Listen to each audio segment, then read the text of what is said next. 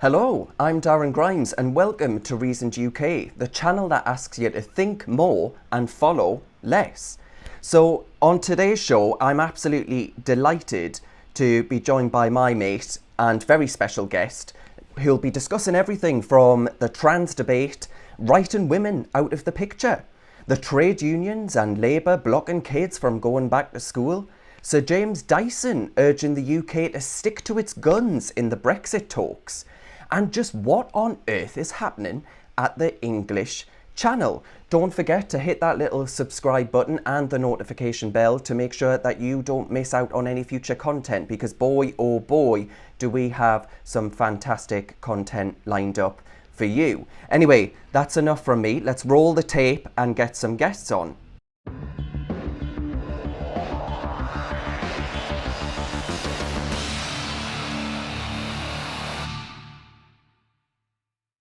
Julia Hartley-Brewer is a talk radio breakfast show presenter, a journalist, a broadcaster, an after-dinner speaker and awards host whose preferred pronoun is Imperial Majesty. Hello, Julia. Thank you very much for joining me today. Lovely to be joined. I think we're all much happier to speak to someone when we're in lockdown. Hello. Absolutely, absolutely. Now, Julia, how are you finding lockdown?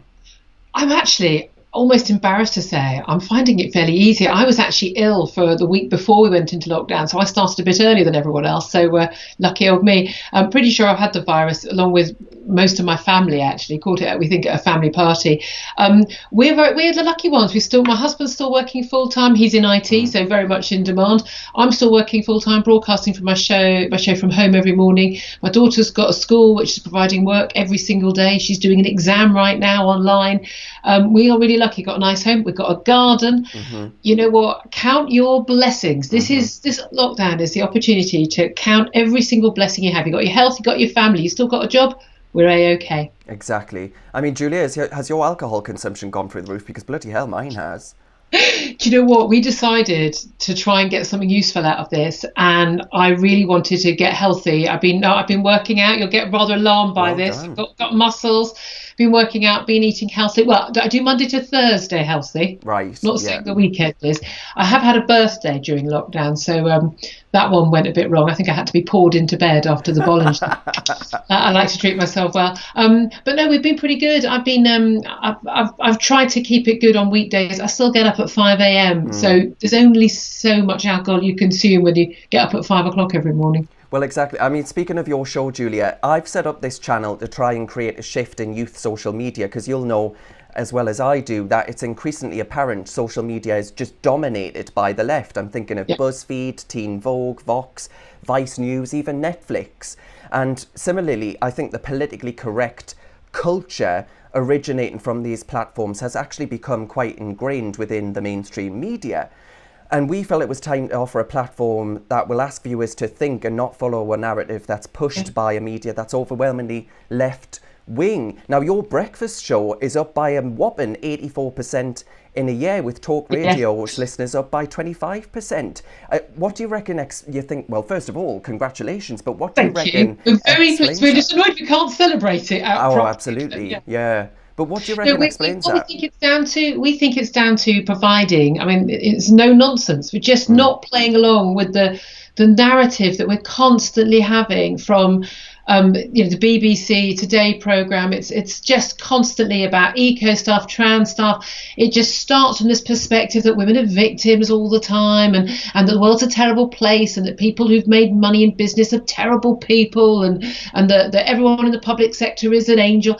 And just starting from a perspective of just the facts, really, and just an awful lot of the views that really, again, it's not about educating people. A lot of people just hold these views. There's the common sense views about the real world that real people live in, which isn't an Islington dinner party view.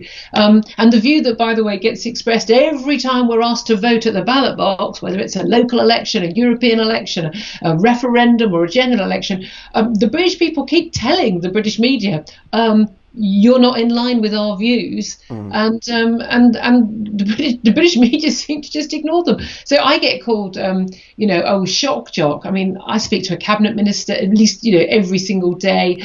We have top experts, virologists, World Health Organization experts every day. We're talking to teaching unions. I mean, whatever the subject is, we are talking to the top experts, having a sensible, reasonable conversation based on the facts. But we don't start from the perspective that that BBC perspective, which I think just drives everyone up the wall. Exactly. And I mean, I found with the biased reporting of my win against the Electoral Commission, right, they screamed, they howled into the moon when I was originally referred to the police and fined the £20,000. But as soon as I won, Julia, there wasn't a peep.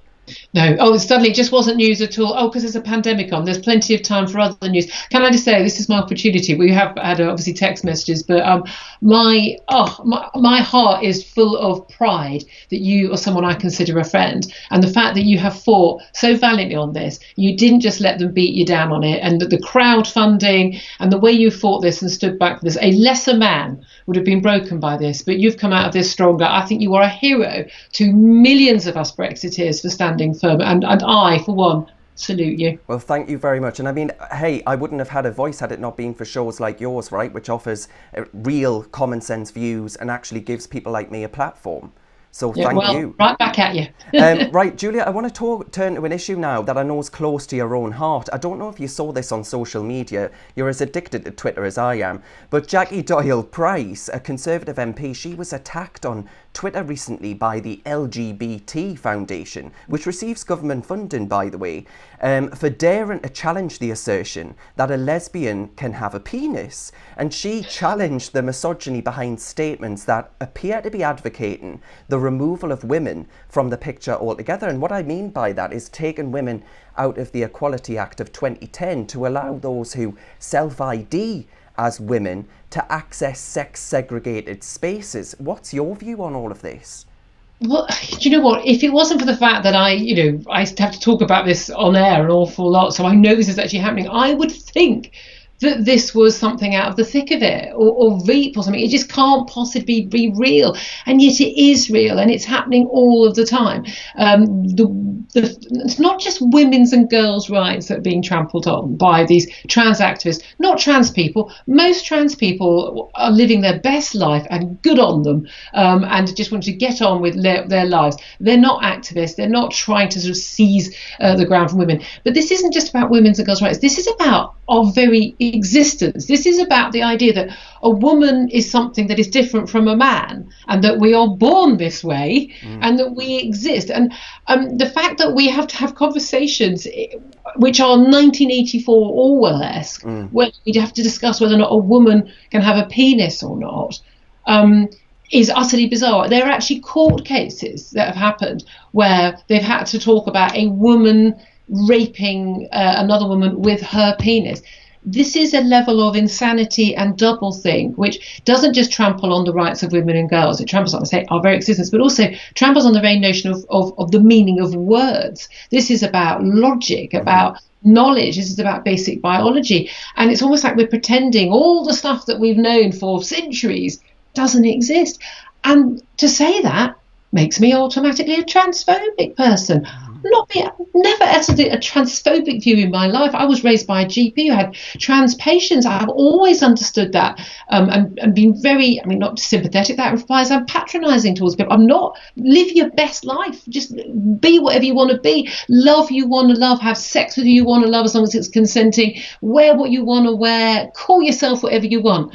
But you don't get to have my rights as well as your rights. Exactly. I saw on Twitter the owner of Attitude magazine wants to start a fundraiser so that trans activists can declare a 14-year-old girl who's taking a council in Oxfordshire to court a vexatious litigant so she can be legally sanctioned because she is prepared to take legal action to ensure she doesn't have to share changing rooms with boys. Julia, my 13-year-old isn't going to be sharing changing rooms with boys. There's a reason why we had separated changing rooms and loos. It was because both men and women, boys and girls, preferred it that way. I'm quite happy to have, where it is possible, a separate loo for people who are trans. You can have the disabled and trans loo. Not that it's a disability, but just for practicality reasons.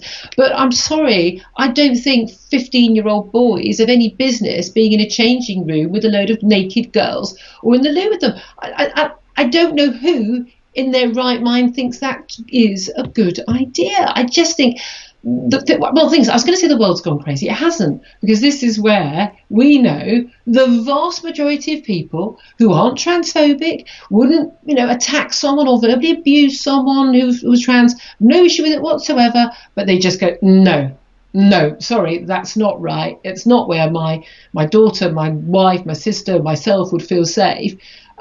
And yet those views have just been completely ignored. And if you speak out, and you're someone who's spoken out, and then you get attacked because you're a gay man speaking out, I get attacked because, you must be a transphobe. You do get attacked. But the more of us who do speak out, and there have been really brave people like Martina Navratilova, like Sharon Davies, and all the campaigners on this who've actually spoken out and taken the extraordinary abuse, are doing a really brave thing, because we're representing ordinary people. And I genuinely, I come from a family where my mum, feminist, she went to study to be a doctor when she was a divorcee with 2 children, she, in her mid-20s. I was raised as a feminist. And the idea that all of those rights that women fought for, and they fought for them, that should be just thrown away in the same way gay rights were fought for, physically, blood spilled, they were fought for.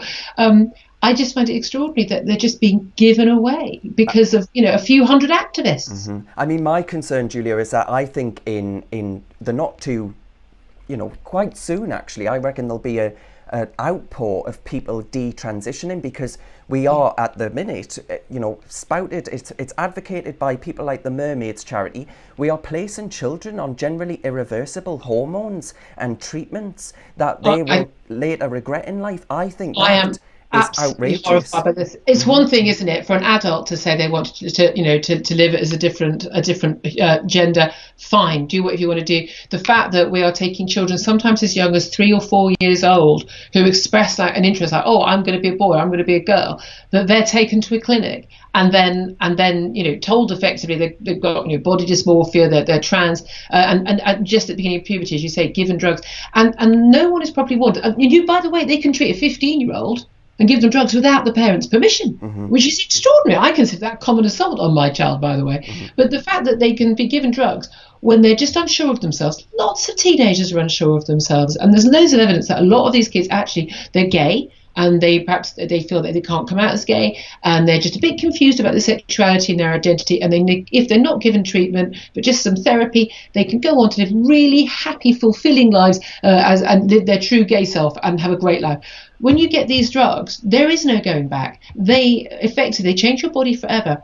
And the crucial thing, as you say, they make you infertile. To give a drug to a child that makes them infertile is child abuse. Yeah. It's as simple as that. Unless you are saving their life, it's child abuse. And I live not too far from the Tavistock Clinic, and I think it's a matter of time before those people are not just stopped from what they're doing. I think some of those people will go to jail, and I think they should go to jail.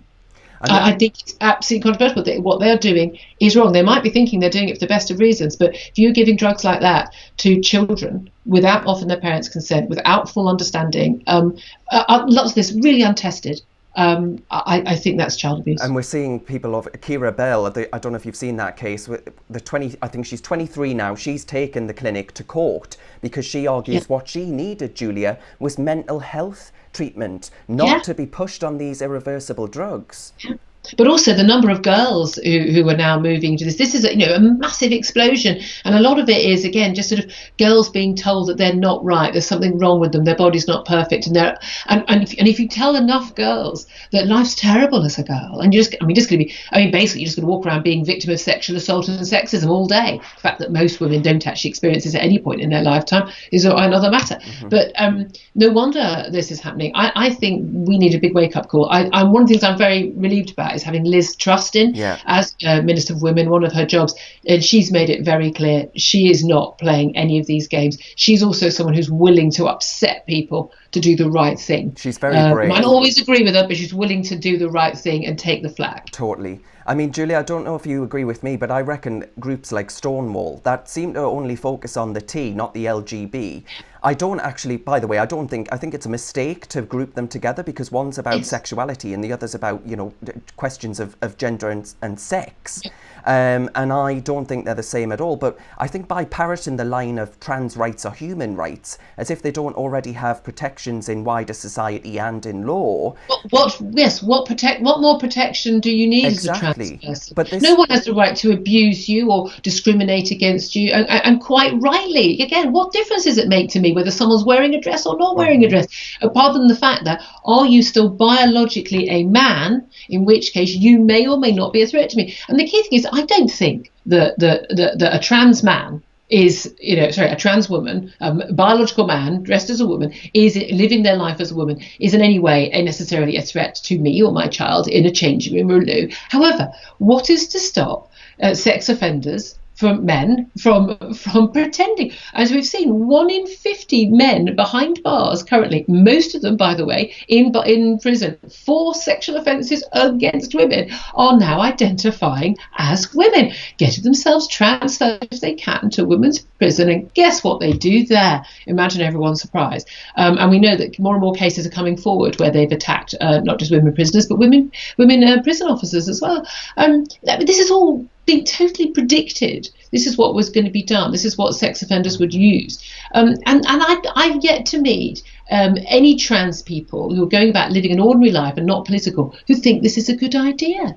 I mean, I reckon this can all be explained quite easily, right? Groups like Stonewall, since they helped secure same-sex marriage, there is no more fight to be had in the equality argument, right? Yeah. So they're just trying to find these grievance mobs. It's exactly the same around the gender pay gap debate. They're trying to find a reason to continue to exist.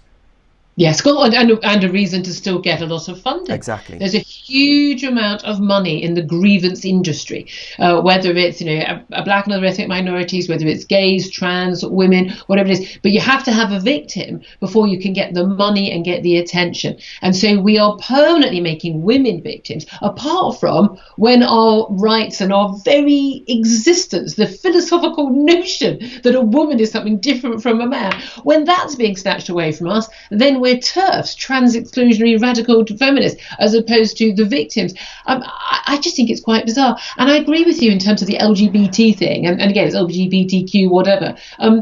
Lesbian, gay rights were very, very different from trans rights. They were about, and massively supportive of that, they were about, and bisexual rights as well, about any individual man or woman loving who they wanted to love, having sex with who they wanted to have sex with, and not being discriminated against that and not being abused for that. Brilliant. In what way do two men getting married or two women getting married, in what way does that in any way impinge on my life or take anything away from me? Trans rights are very different. Trans rights are about taking women's rights, taking women's identity, and insisting that everybody else agrees and gives away that right. So, it's now transphobic for me to say, when you're a biological man and you call yourself a woman, but if I say, but you're not a woman, I'm willing to call you a trans woman, but you're not a woman.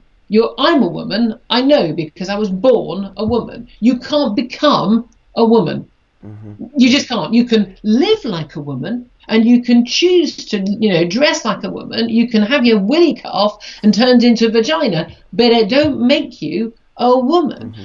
And I find it extraordinary that those statements, all of which are simple biological truths, now make me a trans fan. Exactly, and I think most trans people, Julia, just want these people to shut up because they just want to be left alone to get on with their lives. I think this is actually creating a big backlash against people who are otherwise, I think, being very much accepted, especially in the entertainment industry. When you actually lots and lots of trans characters and really flamboyant characters, and actually that made it again much.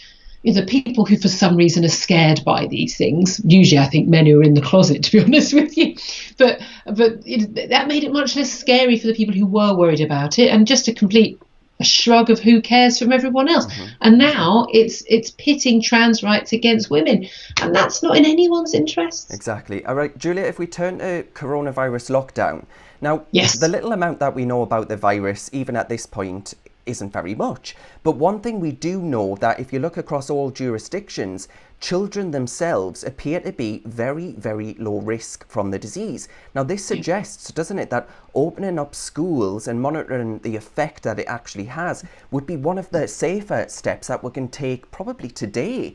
And I don't know about you, but the more that unions and Labour politicians argue that against sending our nation's kids back to school, the angrier I get, because the more...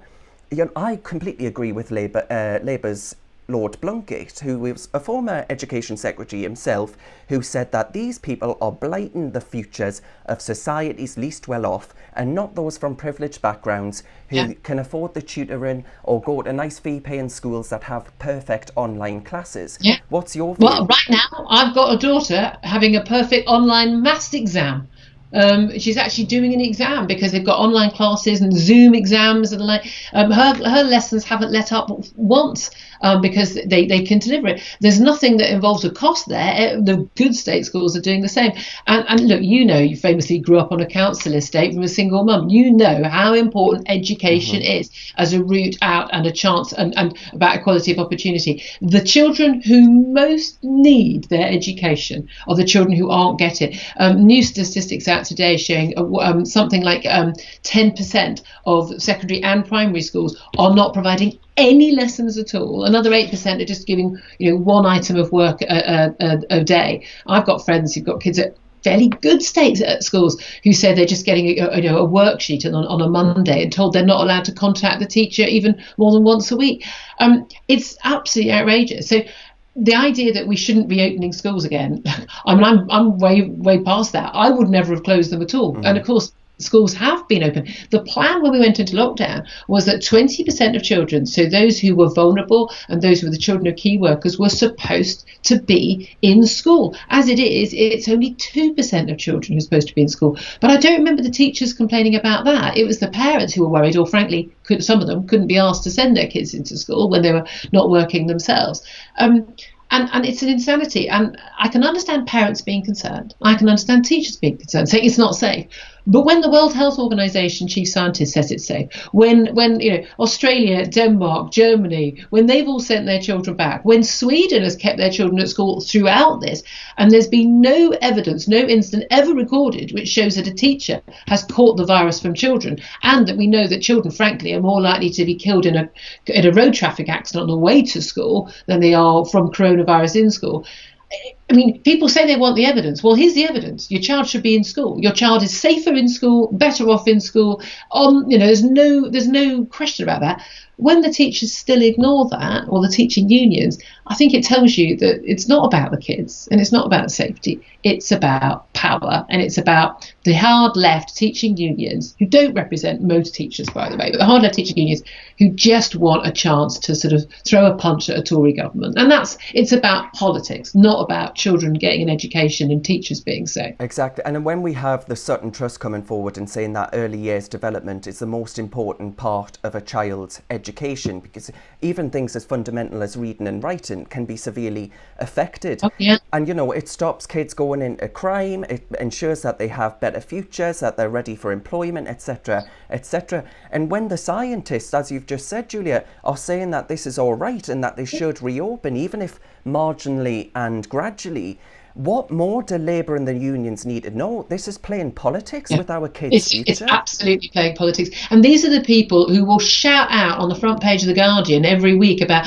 oh, terrible, terrible, disadvantaged children. They don't live as long. They don't get the same education chances. They don't get into the professions. They're not, they're not on telly. They're not, all of that. No, you know why? Because they're getting a shit education in shit schools with teachers who don't give a shit. That is what is actually happening. I mean, I asked a cabinet minister who's on my radio show this morning, what's the punishment? What's the comeuppance for the head teachers and the teachers who aren't doing lessons? and refusing to go back to school, or not doing Zoom lessons or whatever system they're using. These, by the way, all haven't been made available for free, all these computer systems, all these apps, for anyone for teaching. And there's loads of stuff on government websites. Eton, by the way, Eton College, everyone has a good enjoyment slagging off. Eton College has made all of their lessons available free to anybody who wants them.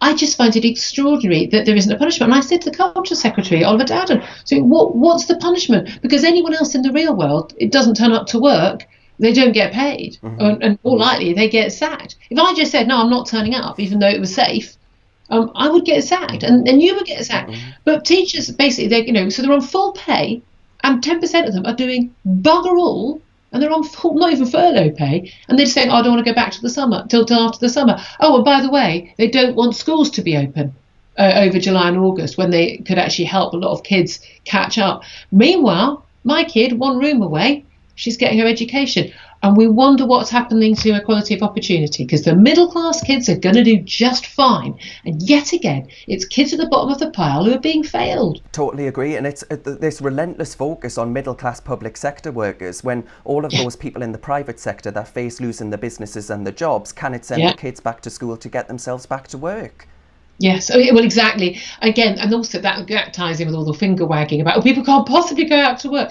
All those teachers who said they can't possibly go out to work because of the risk, even though it's negligible, are they ordering stuff from Amazon? Are they getting stuff from the local takeaway? Do they go to the supermarket and expect someone to be there at the till? Because they seem to be very happy for those people to be at work, don't they? Yeah, well, absolutely. I mean, Julia, if we turn to Brexit now, Sir James Dyson... Yay! We should spend the whole year talking about Brexit.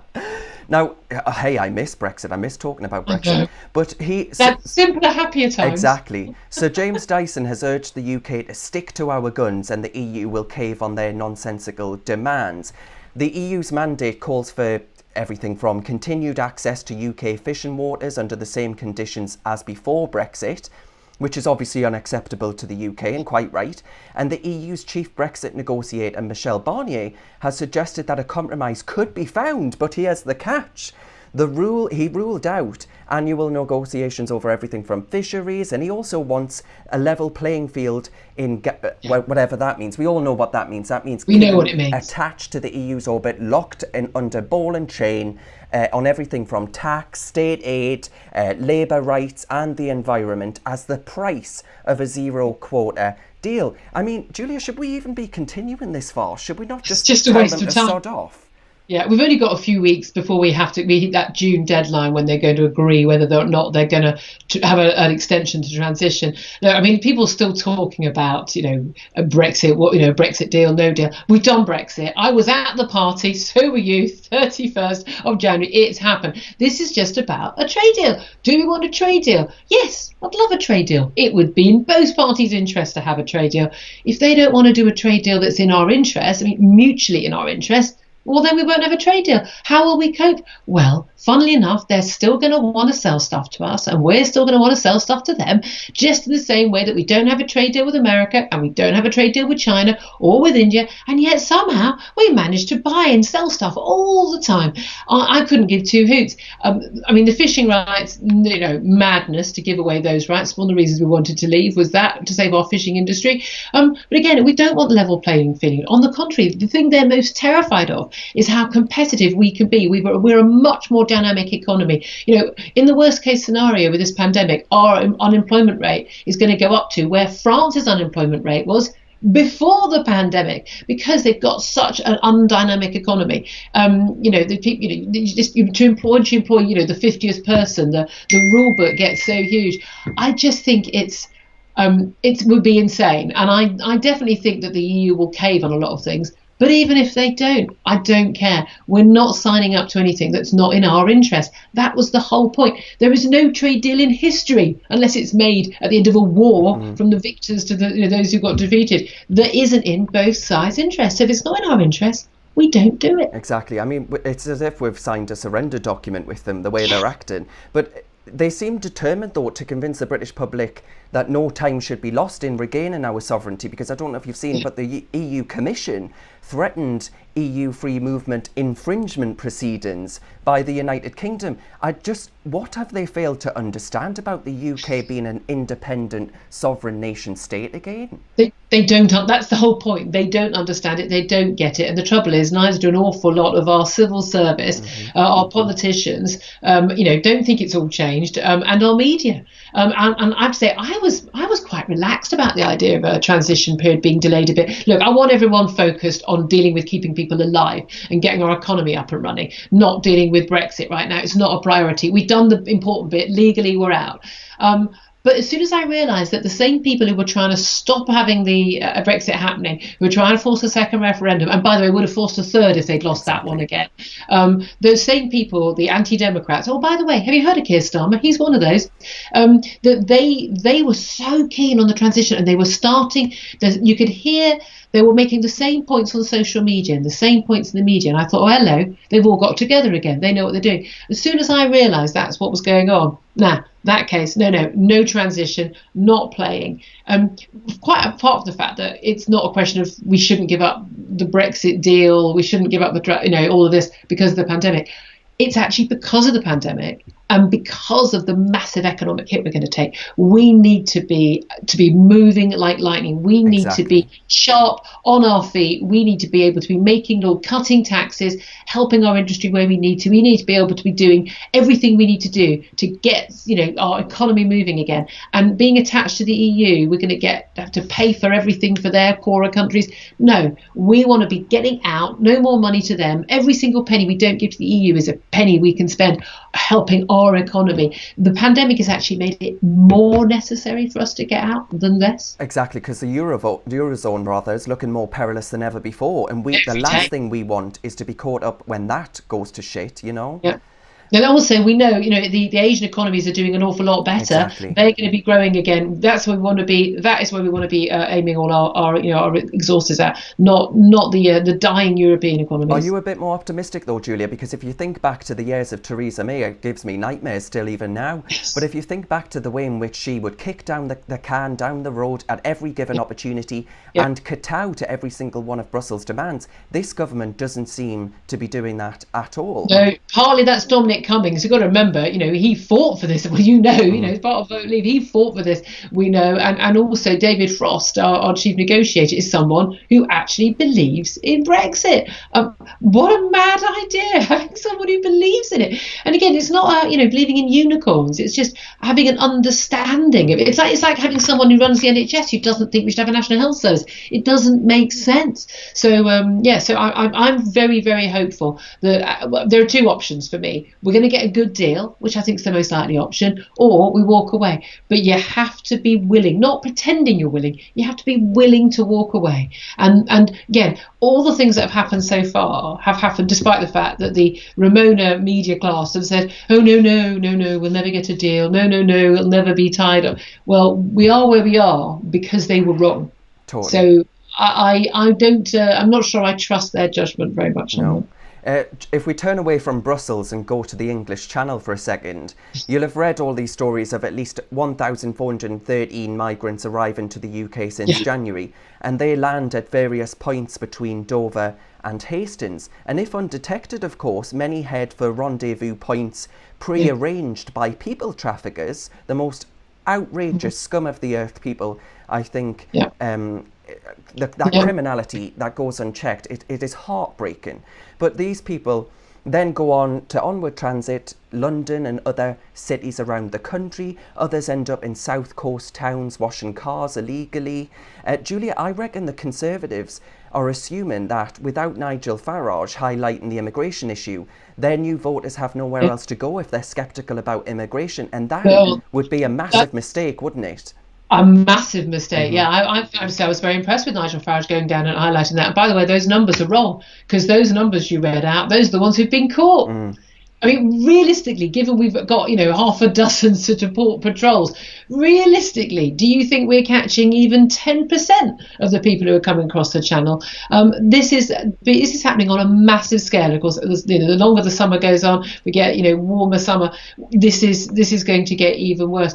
And what is so extraordinary is that those on the left who sort of think, oh, immigration's wonderful. Yeah, legal immigration of high-skilled people or people working in jobs that we can't fill. Brilliant, yeah, all in favour, as long as there are the homes for them and the doctors and the schools for their kids.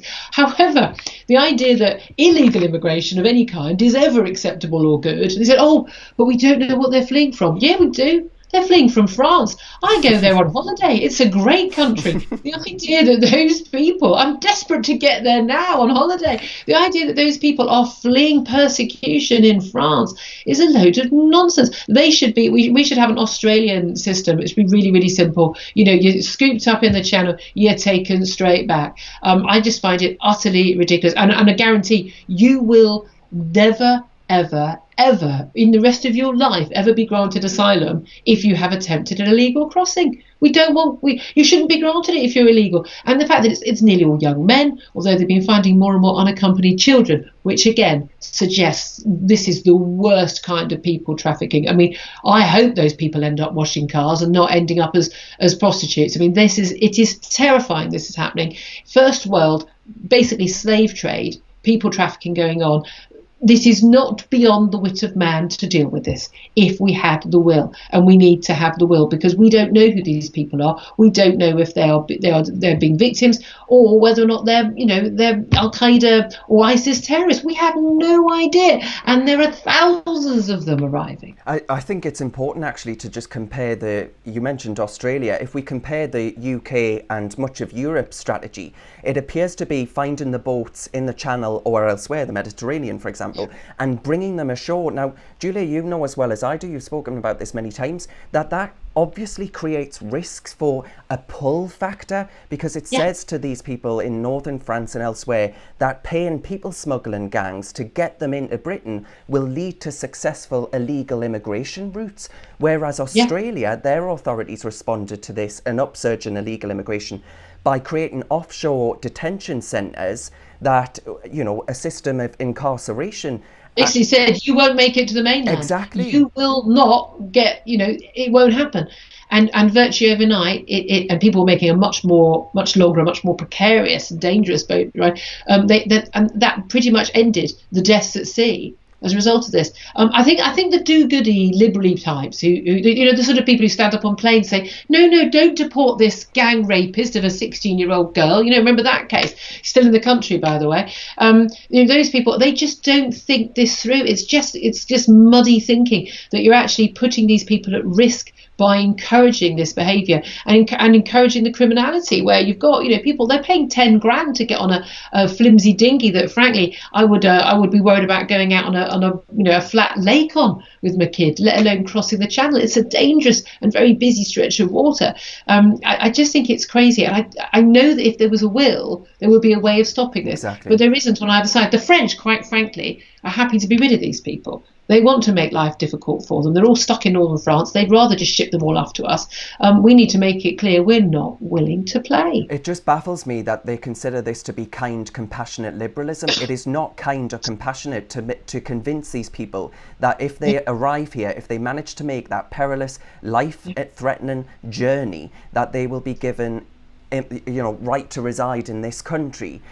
That's not kind. That is cruel. That is very cruel. But also this idea that these people are the most deserving. Well, what about the women and children, the disabled people, the elderly sitting in camps in Syria or everywhere else? But also it still comes back to even if they're not people fleeing war, which a lot of them aren't, they're fleeing economic catastrophe in their countries. Well, I'm so sorry, but 5 billion people on this planet have a lot worse life than us. How many of them are we going to take? I mean, realistically, wouldn't it be better that we actually try to, help these countries to build up, their civil governance, their education, their healthcare, let them have freer trade with us so that they could actually have a life in their own countries, taking their youngest, healthiest young men paying a whole criminal network to steal them away. That is not a solution to any problem, because basically we're going to have 5 billion people on dinghies eventually, and that doesn't work for anyone. We have got to come up with a different solution to this problem. We've just got to get tougher on it. I mean, I don't know if you saw, but Nigel Farage, who's been doing some sterling work highlighting this, he was visited by the police for breaking lockdown rules as a result of raising publicity around the issue. But actually all that's done is highlight even more the issue itself. Yeah, and the fact, again, this whole sort of pro-immigration thing, it's basically anti-immigration. No, it's not. It's anti-immigrant, isn't it? Mm-hmm. Anti-immigrant, we're told, and pro-immigration. But again, who's pro-illegal immigration? I mean, even the laws we have, it would seem that lobby don't even want those laws enforced. And there's going to be a vote on the immigration bill, and later today. And this idea that the British public are quite happy to have thousands of people arriving on these shores. We don't know who they are. We don't know where they are. They don't have jobs. They may not speak the language. They're involved with criminals. We know because they've got here that way. Why does anyone in their right mind think that's a good idea? Mm-hmm. Exactly right. I mean, Julia, I wonder, we've covered quite a lot of ground, so I wonder if to end, could you summarise how you feel about the UK's future now, once this pandemic's all over? Are you optimistic that with Boris at the helm, this country will remain a great country that can achieve much in the world and here at home? Make Britain great again. Well, I mean, look, I was really hoping this year we would be just starting just this wonderful post-Brexit existence in the transition period, preparing for this wonderful economic powerhouse that we're going to be, and with a government that, look, I'm neither Conservative nor Labour. I wasn't a Boris fan, but yeah, he was the only person leading a party offering to actually deliver Brexit and could actually reasonably get elected. So I think you can guess where my spirits would have lain on election night. But I was really hopeful that this was a bit more gung-ho. We weren't going to be stuck, rudderless in the middle of this lake, not knowing which way to go. We have a bit of purpose. I felt in January this renewed confidence in the country and a bit of cheer, and the Ramonas had sort of given up, we thought, and we could come back together and be united and we go forward. So yeah, the pandemic has hit at the worst time in that respect. But on one level, that has brought us back together. Most sane people come back together. I think people are nicer to each other. And I think also when people get over their initial fears of the pandemic and people get to grips with the fact that most of us are going to do just fine and we're going to live. Every death is a tragedy, but people die every single day, unfortunately, and we are going to get through this, and we will, with human ingenuity. I feel that this is going to take us forward in this sort of community spirit. We can bring it back together and move forward and make a real go of things. And I think things like the furlough scheme, which I'm concerned about, people not going back to work thinking their jobs are still going to be there if they stay months off work. I'm worried about that. But I thought that community spirit, the idea that everybody would pay together to make sure people kept their jobs, and we bail out small businesses and that feeding towards the NHS. I felt that was really positive, and that if we can take that spirit and harness it and turn it into something really practical, instead of just sort of painting rainbows and putting pictures on our windows, but actually turn it into something like, let's rebuild this country. Let's make it, a better, fairer, more prosperous country. Let's reward those who work hard. Let's make opportunities. I think the best is yet to come. I've always had this thing, especially people your age, so many of them, you're so unusual in this, who think that the world's a terrible place. We're all going to die from a climate catastrophe. The economy's terrible. Life's so unfair. If everyone's getting sexually assaulted and gay rights are terrible, and black and Asian people have such terrible life. The fact that actually for everybody on the planet, there has never been a better time to be alive than today, apart from tomorrow, which is going to be even better. Absolutely. Julia Hartley-Brewer, that was a fantastic way to end the show. Cheers, mate. Thanks, mate. Now, as always, you can subscribe to this show. I'm sure you'll have found that absolutely fascinating with Julia. She's an excellent, excellent lass. So do hit that subscribe button and I'll see you next time. Cheers. Reasoned is a grassroots organisation that relies on support from people like yourself who want us to continue producing our free-thinking, high-quality content. You can rest assured whatever you donate, big or small, will be put back into ensuring we win the battle of ideas. Thank you for your support.